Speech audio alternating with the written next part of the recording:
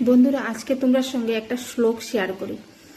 আজকালর হরুতাইন্দ্রে মারিলেত্রা ঠেঙ্গ, আম হিকাইবার আগে হিকাইলেত্রা ম্যাঙ্গ।